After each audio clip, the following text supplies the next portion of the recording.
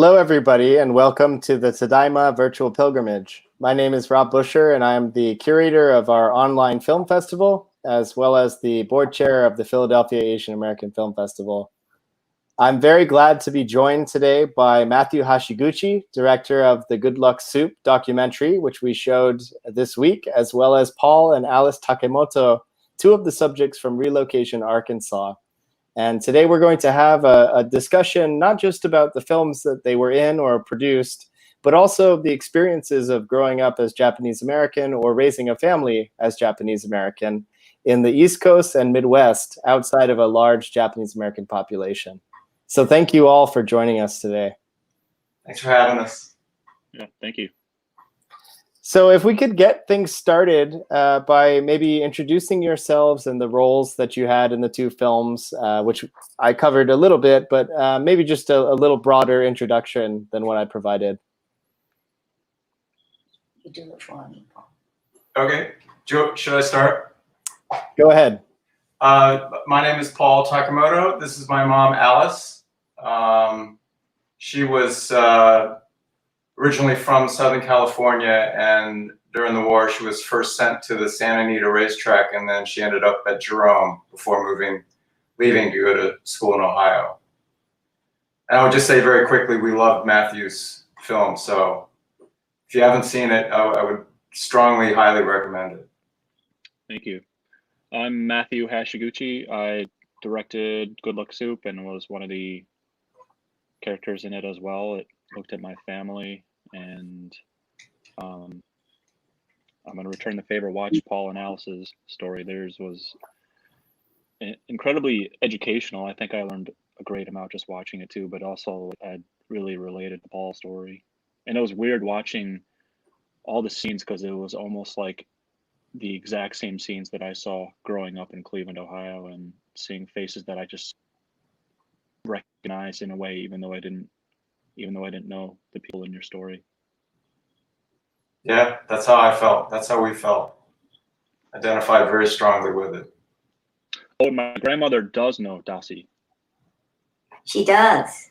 She does, yeah. The husband is Tosh. Okay. Yes. Yeah, I texted my Aunt Bev, and she's with, I think they're listening right now, but they know her. It's your sister, right? My sister is still living. Her name is Lily Matsuoka. She's 99 years old. Are you all from Florin? Where are you from in California? Norwalk. Okay. Norwalk, which is part of Los Angeles County right now. Yeah. Well, it's to give some more context, this conversation sort of came about because for those of you who don't know, I grew up on the East Coast in Connecticut. Now I live in Philadelphia. Matthew's from the Midwest, grew up in the suburbs of Cleveland and is now in Georgia. And Paul and Alice Takemoto, Alice was in one of the camps in Arkansas and raised her family outside of the DC area. And that's where Paul grew up. So, and I know that you both had some connections to Ohio as well. So it's kind of an interesting conversation that I hope we'll be able to have over the next hour or so, just around these many intersections as well as those experiences growing up between areas that there weren't a whole lot of JA folks. So I'm thinking maybe the best route at this point, if you could all provide a brief history of your family's experiences in camp and how they came to resettle in the East Coast or the Midwest, wherever it is that you or your families ended up after the war. Do you want to, or would you rather? Okay, so let me know if I have anything wrong.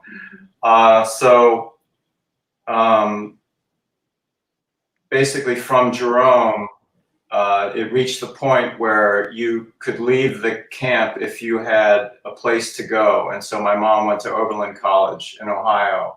And she went there because they had a Nisei, Japanese American student body president, which is pretty remarkable for 1943, considering the times. So that's why she went there. After the war ended and the camps closed, by that point, Jerome closed before Roar, and my grandparents were moved to Roar.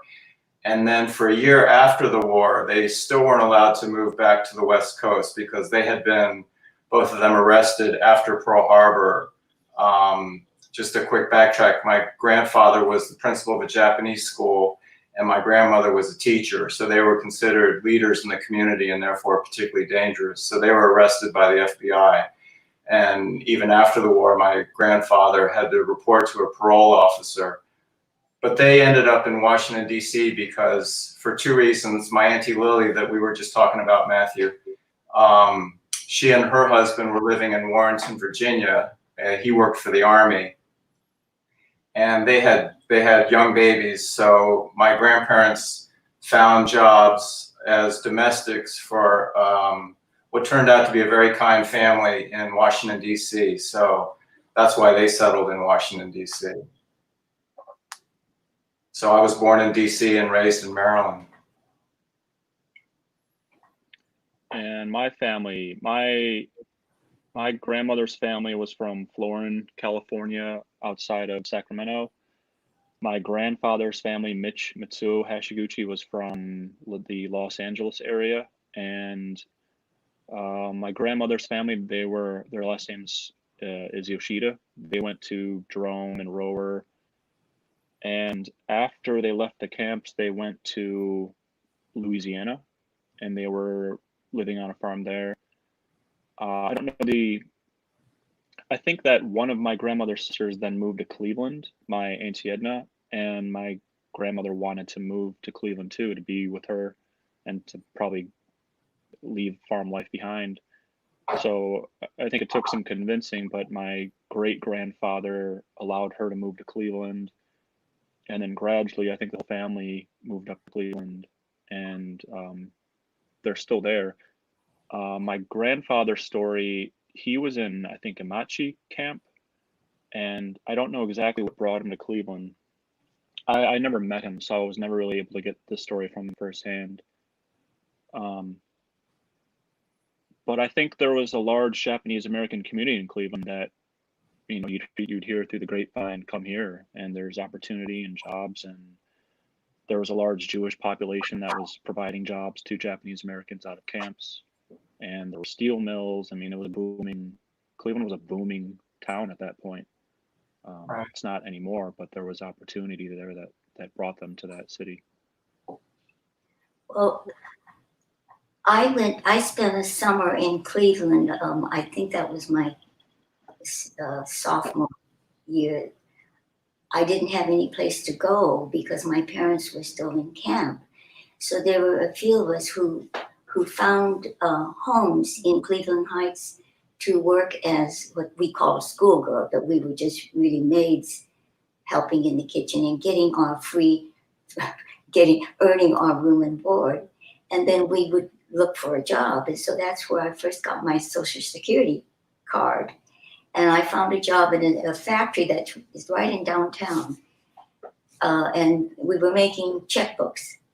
And it was filled with people who had come from camp, men and women, older people. Wow. And I got into an argument with the boss and he fired me because I wasn't working fast enough. So that was my experience. And I used to have to take the streetcar from Cleveland Heights down to the center of Cleveland in the middle of summer, which was very hot. And we had all of those old streetcars that had rattan seats, very uncomfortable. That's where I grew up, Cleveland Heights, University Heights. And my grandmother was, she had a similar job. She was first hired to work for this, I think it was a Jewish family in Shaker Heights, cleaning and housework. And I guess she wasn't very good at it. So they said, "You're not very good at this. Why don't you watch the children?" So I think she was watching children for the family. And they accepted her. They gave her opportunity and jobs and were very kind to her. But yeah, they were, for the most part, I think families in the community in Cleveland was welcoming to Japanese Americans. There were certainly areas that weren't. And to this day, you know, you probably have a bit of racism and prejudice, but overall, I think they were accepting of Japanese Americans. I agree. I mean, what struck me is in your film, Matthew, and Rob, you mentioned the word community the other day, and that seems to run central to so much of this conversation and the Black Lives Matter conversation and that movement about the need for community, which was taken from my mom's generation. And then when we ended up on the East Coast, she had a very intensely Japanese American community in California before the war, and then that evaporated. And since we didn't go back to the West Coast, we were here without extended family. No, I didn't have my grandparents and aunts and uncles, and there were other Japanese American families in the DC area with the same dynamics. So we sort of coalesced into these sort of mini communities, and I felt that when I was watching your film. And I now look back, like my sister took that same kind of dancing, which to my memory she hated. Can I add something to that? The difference, I think, I was so impressed with your grandmother. She had so much self-confidence for her age. See, she would be maybe a year older than me. And most of my generation women, we were very reserved, and I don't think I've found my self-confidence till I was about 70. You know, I always felt like an outlier wherever I was, probably because of the 16 months being in camp, part of that without my parents. And I was very young when I went to Oberlin, totally inexperienced, and it was hard for me to make friends. But when we moved to DC, we had most of the Nisei families that were there, the fathers were working in the government. So, and most of the children were about the same age. And so none of us had relatives. So we were a nuclear family. And when holidays came, we would have our holidays with maybe one or two families all the time. And as the kids grew up, we would have picnics, say 5 families. And that was a good part of our social life in the Japanese community here. Yeah, we referred to it as the community picnic, the Japanese American community picnic. And when I was really young, they were very large. They were big, and probably even bigger when my father and my uncle and aunt were kids. They were probably even bigger. Right now they still happen. They're not nearly as large as they used to be, and it's really interesting because you're starting to see more interracial families and a number of people that aren't Japanese American. But I think my father and uncle and aunt, they grew up amongst, I think, Japanese Americans their own age more than I did, and my siblings and cousins, they were much more ingrained in the community than I was and my siblings. Paul, I know you've spoken about kind of feeling like an outlier sometimes, and Rob too. You know, we didn't really grow up with an enormous around people our own age that were Japanese American, and it kind of makes it difficult to blend in and be part of that community when most of the people are older and you're not around them all the time. I mean, there was a JCL that we belonged to, and then they had a junior JCL for the kids.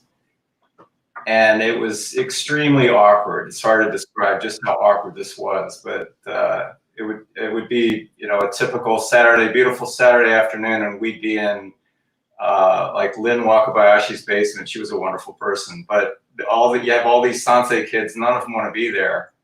And I remember we were sitting in a ring of chairs, and we each had to introduce ourselves. So we were quietly, inaudibly saying our names. And at the end, I remember Niels Otani saying, "Now we still don't know each other." And then one of the mothers wanted us to express moments of where we felt prejudice. And there was just this incredibly awkward silence where no one said anything. I just remember how quiet that basement was. But I look back on those moments now with just endearment, because they were trying to, you know, the Nisei were trying to sort of have our friends' children be your friends. Yeah, and create this community for us that we didn't want to have necessarily. Yeah. Yeah. Yeah, and that sort of happened with us too. And I probably very similar to you, those friendships didn't happen in the way that they had in previous generations. Right. And I think about that all the time now, because I just had my first daughter, and I think about how I was raised and how I want to approach raising her with this awareness of her heritage and her identity. And we're not around any Asian Americans really. There's Vietnamese Americans here, Vietnamese populations, but where I live and where I work and where she will probably go to school and grow up, there just is not an Asian American community, and she will be called out for that. So I'm trying to think, what can I do for her that maybe wasn't provided for me, and helping me understand this heritage and experience. Paul, did you share with your mother when you're growing up your experience as a Japanese American within the community that you were in? Can I add to that, Paul? No, God, no. Because I think that with the fact that, you know, my parents were taken away from us, I just rejected everything Japanese, and I didn't even give my kids Japanese names. And I've lost the train of thought right now. But we didn't have anything Japanese in the house. Yeah, and it's too bad, because I know when Paul was, I think he was in kindergarten, he came home and he said, "Mom, what am I?" Because somebody was calling him other names, and he didn't know he was Japanese, of Japanese ancestry, and that was. Well, Yeah, but I rejected all of that until I was 46. And the first time I ever talked about it in detail was with Vivian Schiffer, the director of the film. And the only reason I talked to her was because she was the daughter of Rosalie Gould. So the list of people that I would have talked about those things to is very, very short. So it was really it was really difficult to put into words these feelings that I'd had all my life, because I grew up with these twin backdrops behind me of my mom being in prison. My father was from Hawaii. He was in the 442nd. He was a combat medic, and a very, very, in retrospect, he clearly had undiagnosed, untreated PTSD. So just a very difficult man with, two settings on his emotional meter, rage or silence. But I had these two backdrops that my mom was imprisoned by the same country that my father fought for. Growing up here, that's just where you just want to be. That was way too nuanced for me to even begin to possibly explain to my friends. And back then, a lot of my friends had fathers who fought against the Japanese. So it was not a good time to be Japanese American. I growing up, I identified strongly with Black culture. I listened to Black music, and when I went off to college, I remember standing in line with the other students at Ohio Wesleyan and realizing I was dressed completely different. I was wearing the stacked shoes and the big bell bottoms, and everyone else was dressed like a preppy, and I'd never even heard of that term before. But I mean, the way I would sum it up is that if you don't like what you are, then not liking who you are follows quite naturally from that. And if you don't like who you are, that can be expressed in all kinds of negative, creatively destructive ways, and I explored most of those. Yeah. I can remember yelling at my dad that I didn't want to be Japanese for no particular reason. I think I was upset about something completely unrelated, and that was my response to a tantrum. And what did he say? Nothing. Nothing. No, my parents never spoke to me about this at all. Even when I brought it up, it was brought up a number of times because I remember, I mean, being called slurs was a daily occurrence where we went to school. It was a white Irish Catholic Italian American community. Being white wasn't really discussed. It was more specific to, are you Irish? Are you Italian?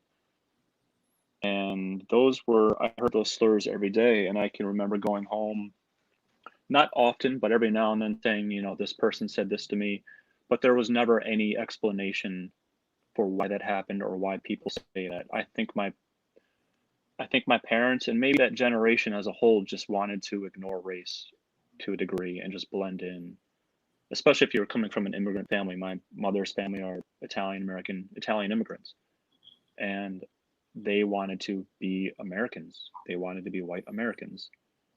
So there was never any conversation about,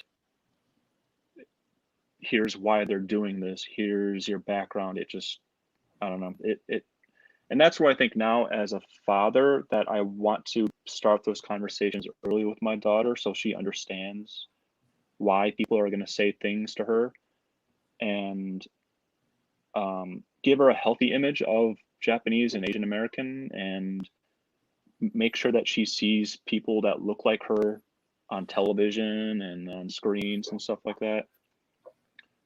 Because, I mean, all we had growing up was Bruce Lee, but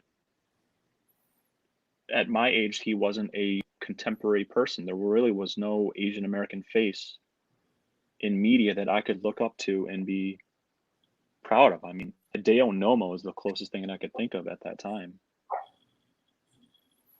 Yeah, I never had those conversations with my kids either, and I wish I did. They're now 31 and 29. Did they struggle? And we didn't have it with you either.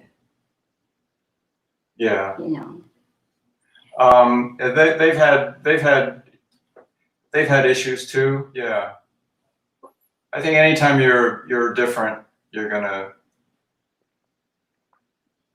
have issues with other people.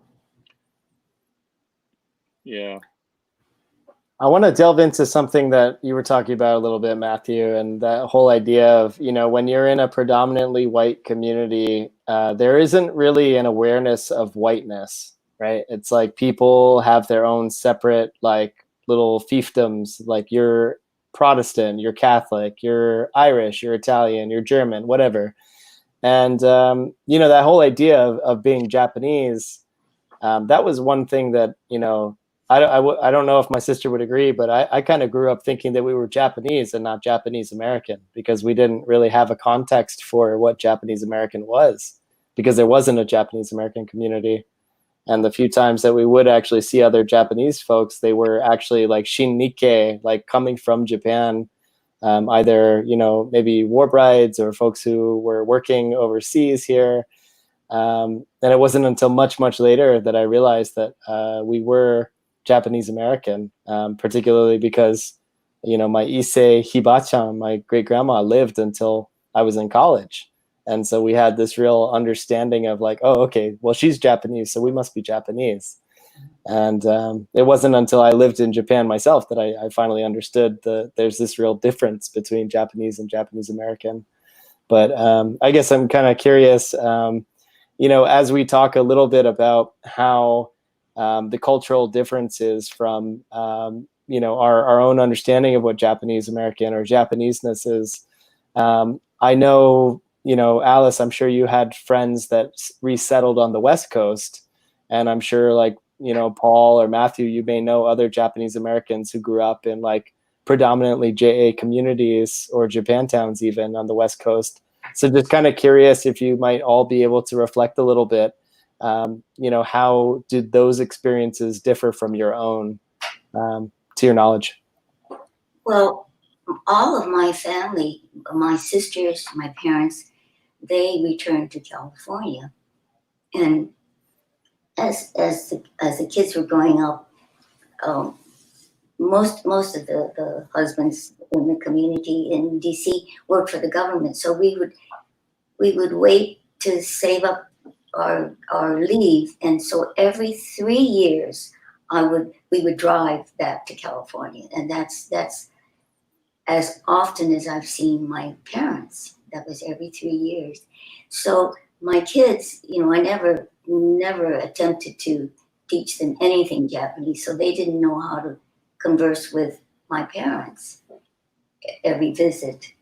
And so having telephone calls with them, that was not very, very easy too. So that was our life. We were a nuclear family with no relatives on the East Coast.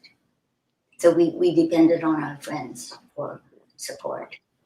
Matthew, something you said in an email the other day really rang true. You said you feel like an outsider when you're with large groups of Asians, and that I feel that same way. It's because it's happened so infrequently in my life. The first time was at the conference in Little Rock. That's where I first met Rosalie Gould, the Life Interrupted conference. It was put on by the Japanese American National Museum and the University of Arkansas at Little Rock. And there were like 2,000 Japanese Americans there, and I was just, it was a life-changing weekend for me, but just seeing that many people there for that reason was really moving for me. But since then I've been in situations where I'm with other Japanese Americans who grew up in Japanese American communities, and I really feel totally out of touch. I don't know any of the food. I don't know what different things mean. I know only swear words and body parts. The only Japanese phrase I know is yakamashi, because my father used to always say that, which means you're making too much noise, I think. That's basically it. I know shishi. My grandmother would say, "Go bathroom, go shishi." Harikamo. Harikamo. I say that to my daughter, and I'll get naked and take a bath or something like that. Yeah, I would say that since I made this documentary, I've had the opportunity to meet many more Asian Americans, Japanese Americans, just the whole Asian American community on the West Coast, on the East Coast, that are all over the place, really. And I've gone to a number of Asian American centric arts festivals and film festivals, and it's a little odd because I don't feel like I'm Asian enough amongst them. But then it's weird because then when I go and I'm around predominantly white communities, I feel like the Asian person. Right. So there's this constant hyper awareness of how am I being perceived and how are people looking at me. And now I'm in the South, I'm in Georgia, I'm in Savannah. There aren't Asians here, and everything here is pretty much black and white. You're either black or you're white. So even when I go to the doctor, like I get my allergy shots every 2 weeks and they call my name Hashiguchi, I just feel every single head in that office turn right to me. And every single time I go there, literally every time I go out in public and buy something, give them a credit card, and they see my name, it's just a constant conversation about what is that name? Where are you from? It's a conversation that it's harmless, but it's a conversation I'm tired of having, and tired of having to explain what my name is and where it's from. I mean, they're probably being genuine and curious. It's just, if I want to buy a gallon of milk, I don't want to have to explain, yeah, it's Japanese, but I'm from Cleveland and my grandmother was born in Sacramento and my grandfather was born in Japan, but he was in Los Angeles. I mean, it's just nonstop. Yeah, that's a fascinating thing. Is hard. Matthew, I think that was one of the things that I was interested in, kind of, I guess, about your current circumstances. And I guess now you've been living in Georgia for, I want to say, 3 years now? Going on 6 years. Oh, wow. Okay. So, compared to growing up in the Midwest, I mean, this is a totally different experience. Like as small as the JA community was in Cleveland, there was one. Comparatively speaking to what you're now experiencing. And I'm just kind of curious if you could maybe expand a little bit on what it's been like. Have you had any kind of encounters with other Japanese or Japanese Americans? Yeah, actually, I've had a few students who have been Japanese American half, and they're not from this area. They're from Atlanta. And I remember I shared an experience in class, and he came up to me after class and was like, "Oh my God, I've never heard anyone say that, explain it to me that way, or share this sort of experience." Because he probably grew up in a predominantly white or predominantly Black community, or both, and probably never encountered any Asian Americans. And he kind of explained to me that I was the first person who shared that perspective, and he was like, "I recognize that I relate to so much." But beyond the Asian American experience, I'll say the film Relocation Arkansas, another way that I related to it was through the mayor, and where she was talking about how she was a Catholic, an Italian American in this Protestant land. That's kind of what I'm experiencing now. And I was raised Catholic. I'm not incredibly Catholic, but I'm around a lot of Baptists and Protestants and evangelical Christians who have never been around Catholics, who have these preconceived notions of Catholics. So there's still these tribes down here. It's a bit different. But negative experiences, not really. I will say that I have students who don't think I'm going to speak English. They've probably never met a Japanese American. They probably met Chinese Americans, but there really isn't a large Japanese population in this state, Japanese American. But they have told me that they think that when they sign up for my class where I teach at Georgia Southern, they see my name first and they don't think that I'm going to speak English. And they're shocked when they meet me and I'm just some regular American guy. I can only imagine. And, it's not, I guess, that surprising considering that we just don't have a lot of Japanese Americans in the South. But, again, even in places like New England, I mean, where I grew up in Connecticut, it was literally my mom and my sister. And those were the only two Japanese Americans in my town of 20,000, right? And we just don't have a lot of folks here in a lot of places on the East Coast, Midwest, and certainly in the South as well. But I guess I had one question specifically for Alice, and I was wondering, you kind of touched upon this a little bit in terms of, how you and Paul, these conversations or lack thereof about the identity growing up. But I'm just curious, from a mother's perspective, what was it like raising a family in the region with very few Japanese Americans? And, were there other special considerations that you kind of had in the back of your mind, knowing that your kids weren't necessarily looking or perceived as the same as other children? Well, in our school district, in Paul's class, when my kids were growing up, there were only 2 families went there in the school. Yeah. Other than, but we knew, as I said, there were quite a few people that came here to Washington to work in the government, and so they lived in neighboring places. So, and none of the mothers worked. So it was very, I think, a very luxury for me not to have to go to work every day. So I raised my kids at home till they went to school, and then I pursued what my interests were. But our lives were quite similar, all of the Japanese Americans living in Washington, D.C. We pretty much had the same income working for the government. Almost all of us owned homes about the same size in the suburbs. And then we would meet at JCL meetings for Christmas, that kind of thing. But well, can I ask you a question? Sure. I want to ask you a question that Matthew asked your mom. If I'm paraphrasing, and correct me if I have this wrong, but I thought that was a poignant part of the film where you asked your mom something to the effect of, did you give any thought to the fact that your children would be half Japanese, half white? And your mom said something like, no, and I didn't give it a thought before you all were born. And so when you were growing up, did you think much or worry about the fact that Ruth and I were different? Not at all. No, I had no, because I had no, staying at home, I'm not working now as the kids grew up. I did not face a single racial, any incident like that. Not a single one. But I had them almost daily.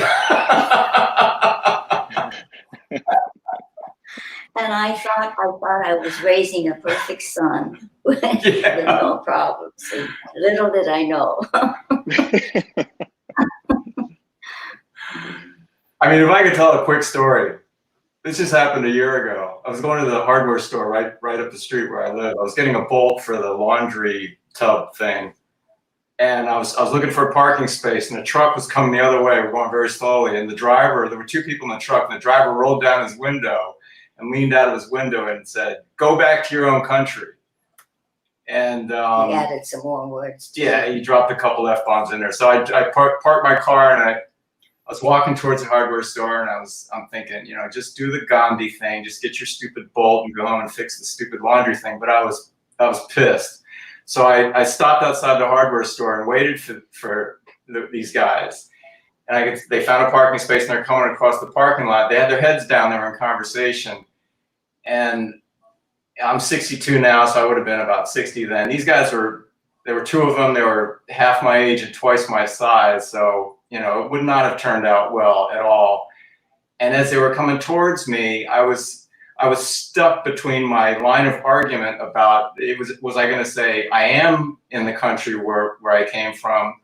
But the other part of me was, but what if I wasn't? I have as much right to be here, even if I wasn't. And so these competing thoughts were in my head. And as they were coming towards me with their heads down, I heard the guy who told me to go back to my own country. He said something like, they come here and they think they own everything. And then he looked up and he saw me and he goes, "Hey, what's up, man?" And I was so flabbergasted because it was just such an unguarded moment of greeting that I turned to watch them go into the hardware store. And as I turned, I saw my own reflection in the window. And I was dressed exactly like these two guys. Like I had an Orioles hat on, and I was wearing the clothes that I wear to fix the laundry tub. And so for some reason, when I was in the car, I looked like someone who needed to go back to my own country, but standing there rooting for the same baseball team he did, I was just another guy. So I went into the hardware store and I found the bolt, and they were in the next aisle, and I could hear them talking. And I was sort of I was just shocked. And so I had to go see him again. So I went into the next aisle, and they were about to they were buying a toilet. And I had just replaced the toilet in his house. And the guy who told me to go back to my own country was holding one of those wax things. And I said, actually they come now with the wax rings. You don't need to buy that separately. And he was like, "Really?" And I was like, "Yeah, actually they come with all the tools. You don't need to get anything. You just buy the box and you have everything." And he goes, "Thanks, brother." So I went from this guy that needed to go back to my own country to a brother in like 2 minutes. It was just the strangest juxtaposition and I was thinking about what you said, Matthew, about how much of it is in my head and how much of it is in other people's heads, and trying to figure out where those distinctions lie and how people make these kinds of distinctions, and then how they figure out that, oh, this guy's an Orioles fan, he's in my tribe, just very bizarre. Do you think he realized that you were the person he yelled at? No, he had no idea. He had no idea. That is bizarre. I know. I keep waiting for those experiences to happen. And that's what's so exhausting about how we probably grew up, is that doesn't leave you. It will be with me and you all for the rest of our lives, and we will always be thinking, where's the next slur going to come from? Who's going to yell at me or something like that? Especially now when you have people saying China virus and Kung flu and stuff like that. It's exhausting. I'm really afraid.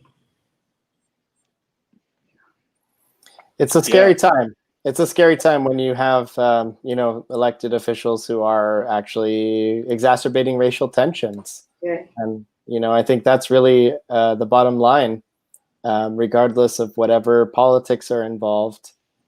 Communities who are perceived as not being from this country, which is ridiculous because I think all of our families have been here for like 4 generations.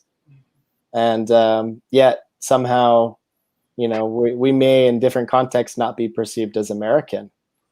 And all it takes is a little thing like someone saying China virus or Kung flu, and it just brings all those things back to the surface. Matthew, I'm curious what your parents thought of the film. I don't know. I think they're proud that I achieved something. I don't really think they know what was achieved with it. My parents are of the mind that race is a liberal conspiracy, I guess, is all what the only way I could think of it. That liberals make issues of race and that it's all in our head and that racism and institutional racism is not real. So right now, I don't bring up these topics with them anymore because I think that they don't accept it. And I don't know when that happened. It's worsened since Donald Trump was elected. Their perception of it and their ability to have a conversation about it or even accept someone else's perspective on it. So, I think like my mother said in the film, she never gave it a thought. I don't think she really thinks much about race or minorities or things that have impacted my life or my siblings' lives. I don't know. We still don't have that conversation. We don't. So, those conversations that happen in the film were very difficult to have because it's just not something that that they're really open to talking about. What about your siblings? My brother is much more aware of this stuff. My older brother, he's much more open to talking about it and understands generational structural racism and stuff like that. I think my sister is too, but something my sister kind of believes is, act like my grandmother and don't get upset. Don't let these things bother you. I think that whole generation, I think generations prior to mine were much more accepting of oppressions. Something that came up in both our films was, be a good citizen, be a good person, and don't make noise and don't complain and bring attention to these things. And someone in the film said, who will you go to? Was that you, Alice? We never had someone to speak in our favor. We had no representation. Right. So I think that's something that shouldn't be passed down from the generations is don't just smile and take it with clenched teeth, speak out. I think that we were brainwashed that we were put into camp for our own protection. And I never, we use the words relocation, assembly centers. They were really prisons. Because I remember when who's the famous Martha Stewart. Martha Stewart went to jail. I was thinking, I felt so badly for her. But her conditions, she was in jail and I'm sure she didn't have to go out of the building to go to the bathroom. I'm sure she had running water someplace in the building, but we didn't. But I'm feeling sorry for her. And I'm thinking, I was 15, but what about people who had children, babies, or elderly people who were that were just very handicapped? I don't know how they survived. And so now I am speaking out, but it's taken all of these years because I just couldn't talk about it. When did that change for you? Well, see, I'm 93 now. I think it was probably the last 15 years, maybe even less. Were you ever angry? Pardon me? Were you ever angry? I'm sure that I was angry because when every Saturday the kids had to clean their rooms and my horns would come out. And I would think, why do I get so angry? I was telling myself, I couldn't believe why I was so angry. But I think that was one of the reasons. That's how I expressed it. She was tough. And I couldn't, the thing is that, you know, to heal, you have to talk to people about this. And I was not able to talk to hardly anybody, even my siblings, how lonesome it was to be without my parents. Now I can speak very clearly about my feelings. And I feel that what was done to us was wrong. It was terrible. And I'm amazed how we got through it. I really am. And so this, you know, I was incarcerated for 16 months. So this COVID virus, it's not any big problem for me. I have something that I look forward to every day. And this is really the happiest time of my life. I think your generation had an amazing ability to look at the bright side of things. Yes. And I see that in my grandmother, and that's something that I value so much, is her ability to kind of put blinders on sometimes and just, like you said, be herself and find happiness and not hold on to anger and not hold on to grudges. I think that's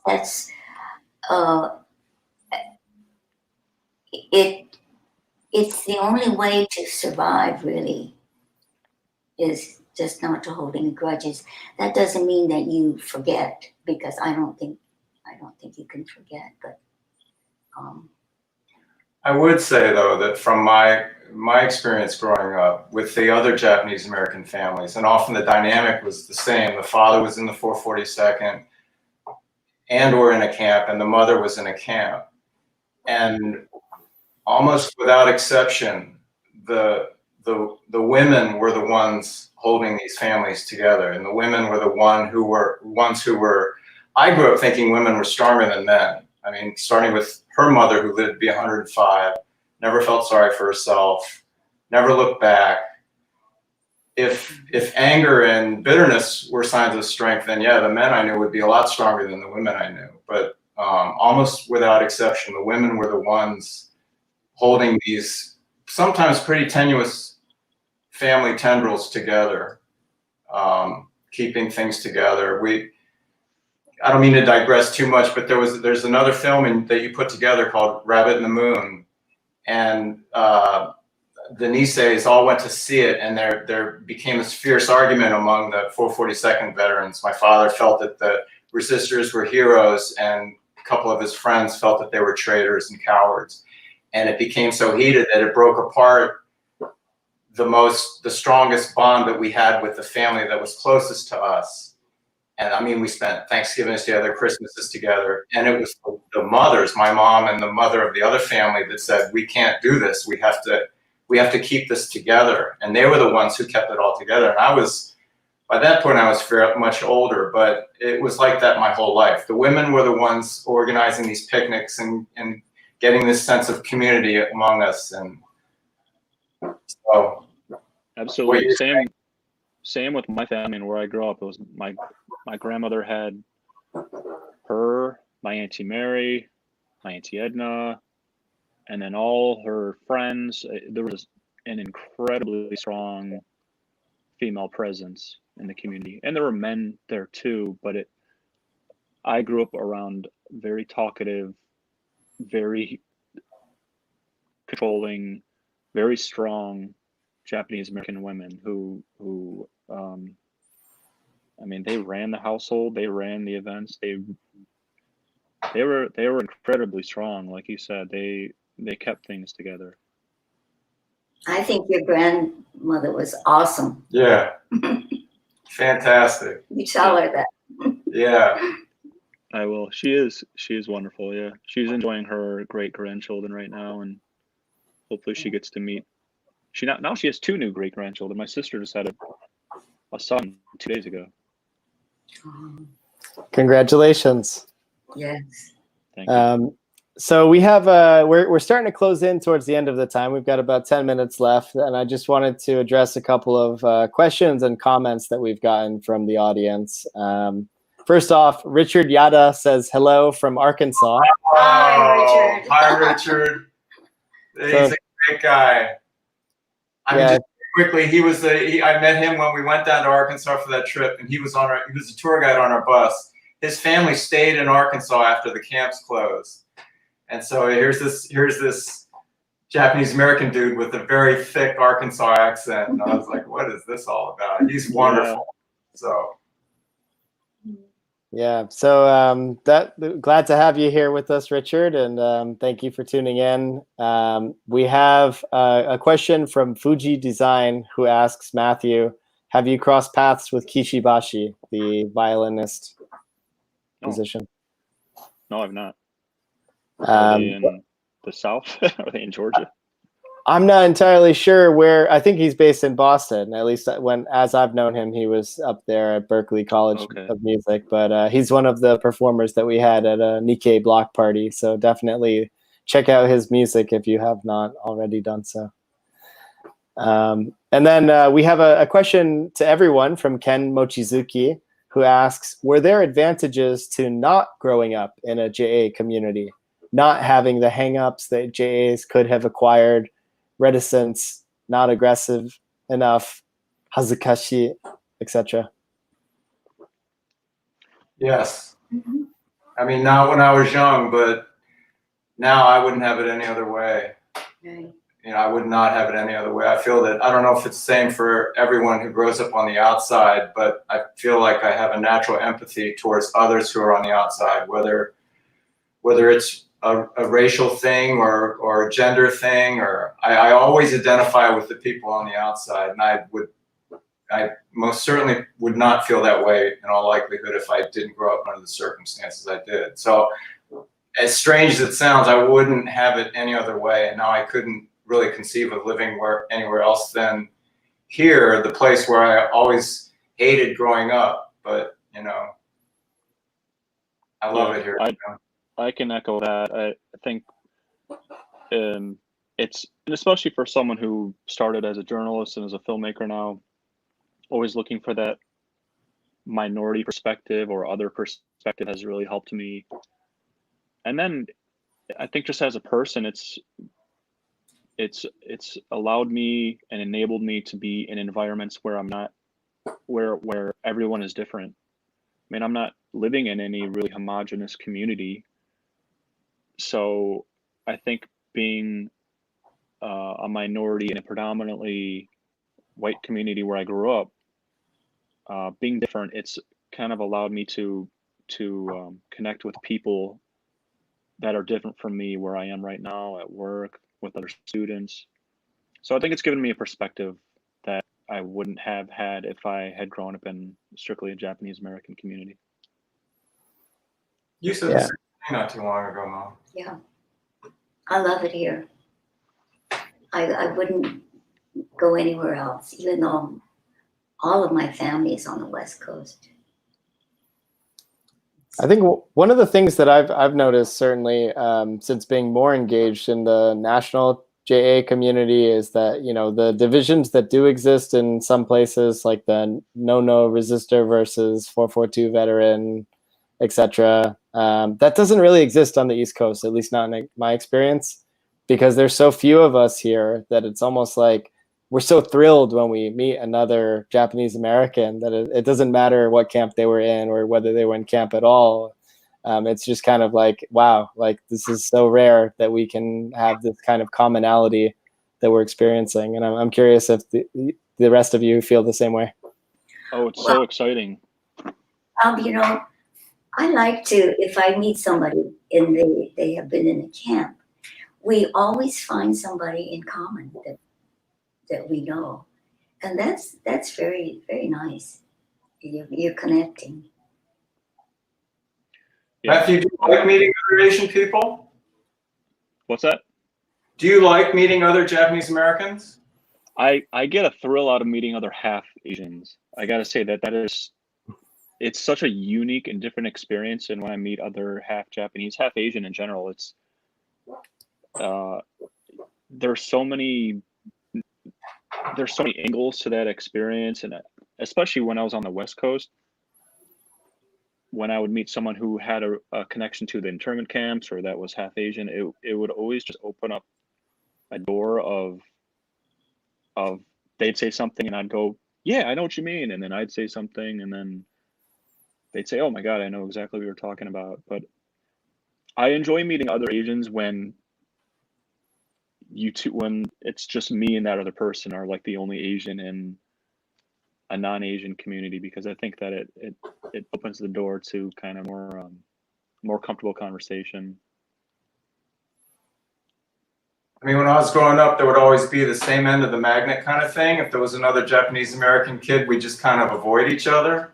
And that persists into my adult life. I love to surf. I always go alone. And there's another guy who I've seen out in the water for literally 15 years. He's Japanese American. And it was only within the last year that we were the only two out. There was no one else to talk to, so we just started talking. And within minutes, we were best friends. And now we text each other, are you going? Yeah, I'm going. I'll see you there. And we've become great friends. But it's this weird, odd dance that we do that I can't explain it. Yeah, it's like I see you and I know you see me. Yeah. And I don't know who's gonna and you're both probably thinking like, oh, there's another Asian guy over there.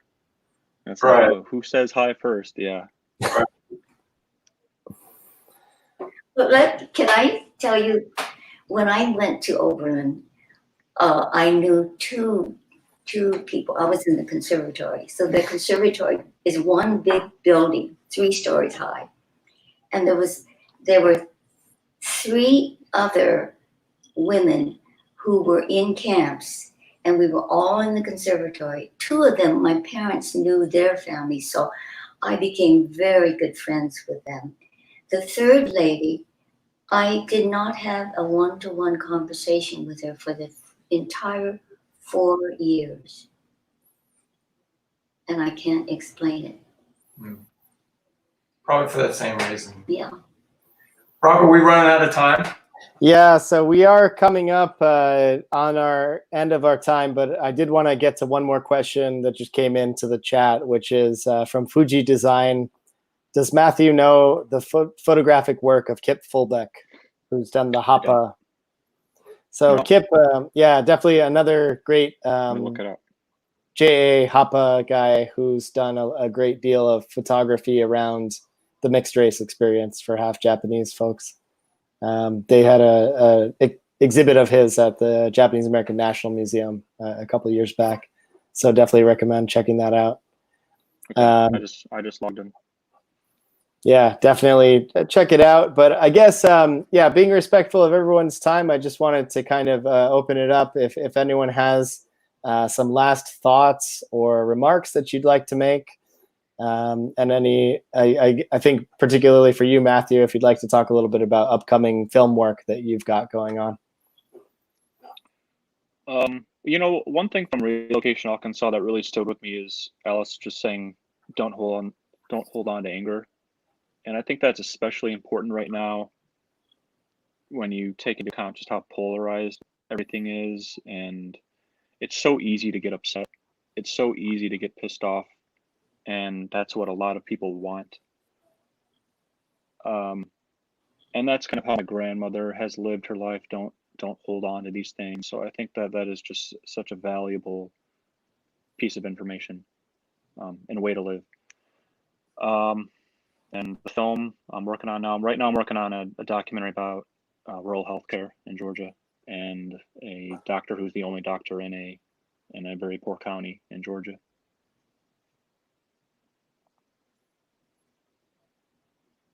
The one thing I would like to share is in Little Rock, Rosalie Gould donated her this is making a long story short, the Japanese Americans were so grateful to Rosalie Gould for what she did in honoring the memories of the people who were there, looking after the cemetery and making sure things were still look nice and all that, that they would give her artwork.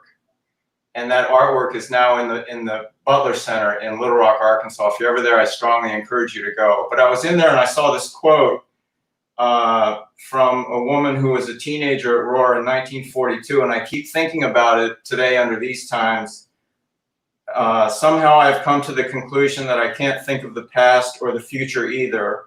All I can do is live the days as they come, good or bad. Yeah, that sums it up. But we really appreciate you having us. Well, we certainly enjoy this conversation, and I'm very glad that you were all able to join us. Alice, would you like to add anything else before we close out? No, I think it's fine. Thank you very much for inviting us. Well, I certainly appreciate it, and I'm really glad that we were able to have this conversation. I think that the experiences that we've had in very isolated communities as Japanese Americans differ so greatly from those on the West Coast, and it's interesting, I think, for other folks who are joining us from the West Coast to be able to hear more about these experiences. So thank you all for opening up and talking about your lives. And we certainly appreciate you being here as part of the Tadaima pilgrimage. So hopefully you will continue joining us for some of the other programs, and look forward to having more conversations like this in the future. So, it's been wonderful. thank you all.